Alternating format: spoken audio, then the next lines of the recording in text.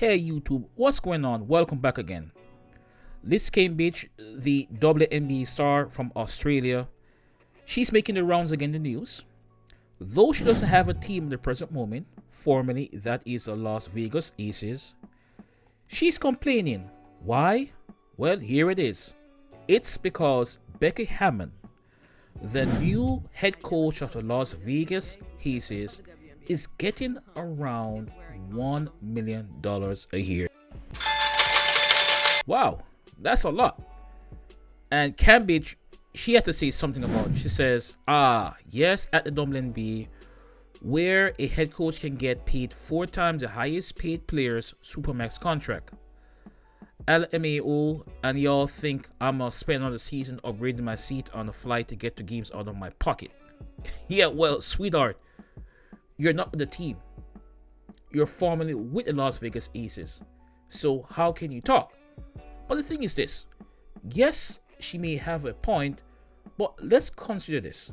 In order to achieve anything in life, you pretty much have to work for it very hard. I mean, if I want to become a chef, I got to take cooking classes or cooking until I get discovered.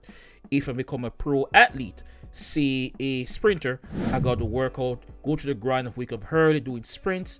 If I want to lose weight, I have to be very decided, militant about my exercise, about my diet in order to have a very fit physique. So if I want a woman to attract women, I have to improve myself. Mentally, physically, spiritually, emotionally, and otherwise, whatever, in order to attract someone to be viable. But nothing will come if I don't do something. Becky Hammon has done something to prove herself worthy of it. Okay? This is what I like about Becky Hammon. Despite she being an undrafted rookie in 1999, she decided, I'm going to grind till I become something. I mean, she was a backup to Teresa Witherspoon on the New York Liberties. She went from that team to the Rivas Escalopes, the San Antonio Stars, many multiple teams. So she has built herself of the credibility, the experience, all that knowledge in playing the game. She didn't complain. She didn't let her physical limitations in her skills define her. She fought through it until she said, okay, I want to hang it up. Come 2014, she decided, I want to be a coach. Where did she go? She became as an assistant to the San Antonio Spurs for years. In 2020, she became the first female. See that? Hard work. She didn't complain. Despite the low pay, being overlooked in a male-dominated industry, she fought her way that in 2020, she became the first female head coach of an NBA team when she coached the San Antonio Spurs in the Summer League. Then, in December 2021, guess what? She became the Las Vegas Aces head coach.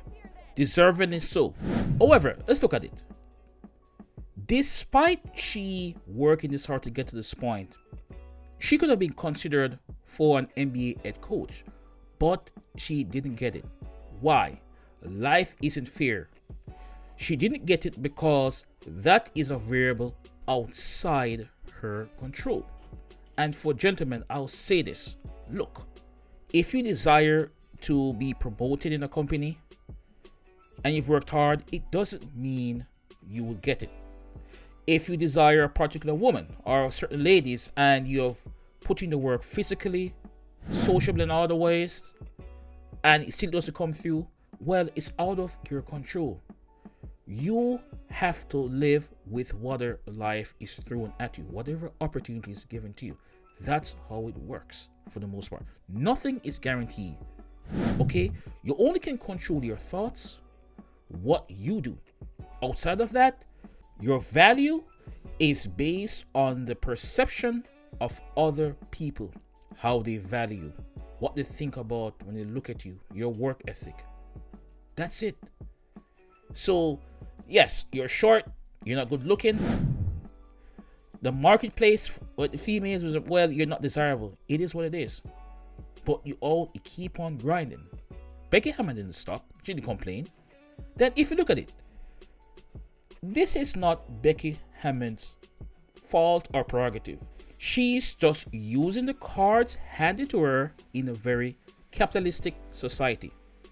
Instead of Liz Cambage whining and arguing about pay, talking about, look at Diana Taurasi, she made around $228K last year for the Phoenix Mercury, while Liz made around $221,450 last year. You should have worked your behind till you become the top highest player. But oh no, sorry, guess what? You got OnlyFans, so I guess the OnlyFans you be making some money. But why are you complaining? I don't like when people do this. Listen, if you know you're worth something and it's not given to you, you can change your perspective. Go somewhere else or create your own. But unfortunately, this is what is given to you in life. What Liz should be doing is this: get the woman to come out and support the league to become better, to become viable. Because as it stands, they're just riding off the popularity of the NBA. Essentially, the NBA is subsidizing the WNBA. Let's be honest, guys. If the WNBA was all that, then you wouldn't have this pay argument, this pay gap that females tend to argue about, okay? It needs to gain viability on its own. So we're the females. Get them out. All right? But that's my 2 cents, guys. What do you think? Give me your opinions. Until then, keep it real, all right? Subscribe and like. Peace.